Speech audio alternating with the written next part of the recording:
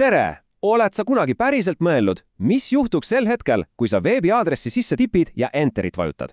See on sekundi murduse, aga selle taga peitub terve nähtamatu maailm. Ja täna me vaatamegi just selle tehnoloogia sisse, mis kogu interneti koos hoiab. See on domeeni nimede süsteem ehk lühidalt DNS.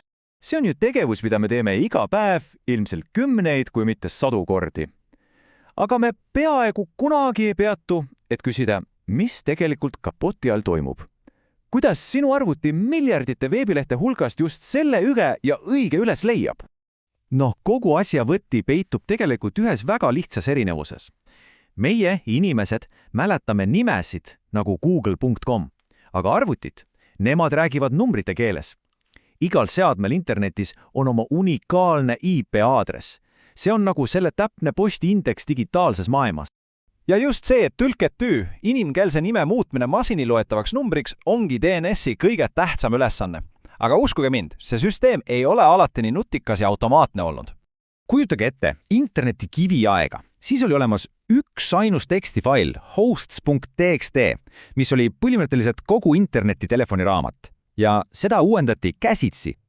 Aga kui internet hakkas plahvatuslikult kasvama, muutus see fail lihtsalt hiiglaslikuks, tekitas konflikte ja oli pidevalt aegunud. See süsteem lihtsalt ei töötanud enam. Oli selge, et on vaja midagi paremat. Ja nii sündiski DNS. Ja siin on oluline nüanss. DNS ei ole üks hiiglaslik superarvuti kuskil keldris. Kaugel sellest. See on ülemaailmne hajutatud võrgustik tuhandetest ja tuhandetest serveritest, mis kõik teevad koostööd, et see tõlketöö ära teha. Et aru saada, kuidas see otsing päriselt käib, peane tutvuma 4 peategelasega, 4 serveri tüübiga, kes sinu päringu teekonnal abiks on. Mõtleme neist kui meie teejuhtidest. Kõigepealt on lahendaja. See on sinu arvuti isiklik abimees. Kui sa trikid sisse aadressi, siis just lahendaja on see, kes võtab sinu soovi ja alustab sellele vastava numbri otsimist. Tema on see, kes teeb kogu raske töö ära. Kui lahendaja ise vastust ei tea, pöördub ta esimesena juurserveri poole. Neid on maailmas vaid 13 komplekti. Mõtle sellest kui raamatukogu infolauast. Ta ei tea täpselt, millisel riiulil raamat on, aga ta teab täpselt, millisesse osakonda sind edasi saata. Juurserver suunabki lahendaja edasi tippdomeeni serveri ehk TLD serveri juurde. Tema on juba spetsialist. Tema vastutab kõigi com lõpuga aadresside eest. Või siis org või e. Jätkates raamatukogu võrdlust, siis nüüd oleme jõudnud õige osakonnani, kus asuvad kõik com sildiga raamatud. Ja lõpuks suunad TLD server lahendaja autoriteetse nime serveri juurde. See on see viimane ja lõplik tõeallikas. Just see server teab täpselt, milline IP-aadress kuulub näiteks google.comile. See on sihtpunkt, kust lahendaja saab lõpliku ja õige vastuse kätte. Okei, peategelased on meile nüüd tuttavad. Aga vaatame, kuidas see kõik praktikas välja näeb. Teeme ühe päringu teekonnas samm-sammult läbi. See on nagu üks suur ahel küsimus. Sinu arvuti küsib lahendajalt, lahendaja küsib juurserverilt, kes suunab ta edasi, siis ta küsib TLD serverilt, kes suunab ta omakorda edasi ja lõpuks autoriteetse nimeserveri käest tuleb see õige vastus 142.250.191.78. Ja see kõik, see juhtub kiiremini kui silmapilgutus.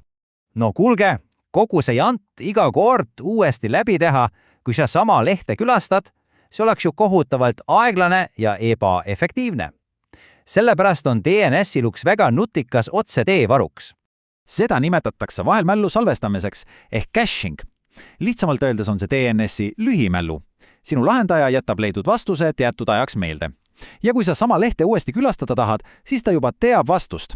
Kogu see pikk otsinguteekond jääb lihtsalt vahele. Ja just sellepärast laevad tuttavad lehed alati palju kiiremini. Aga kes siis tegelikult selle tohutu ja globaalse kaardistamise eest vastutab? Kes neid reegleid teeb? Nüüd vaatamegi korraks tehnoloogia taha ja näeme, millised inimesed ja organisatsioonid seda süsteemi juhivad. Selles süsteemis on tegelikult 3 põhilist rolli. Esiteks oled sina domeeni registreerija, siis tuleb registripidaja, see on firma, kus sa oma domeeni ostad, ja ahela tipus on register. Need on suured organisatsioonid, kes haldavad tervet tippdomeene, nagu näiteks .com või .org.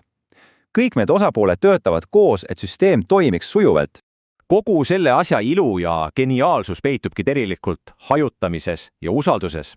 Andmed on kopeeritud ja laiali jaotatud tuhandetes serverite vahel üle maailma. See tähendab, et süsteemil pole ühte keskset nõrka kohta. Isegi kui üks osa peaks rivist välja langema, võtavad teised kohe töö üle ja internet jääb meie jaoks toimima.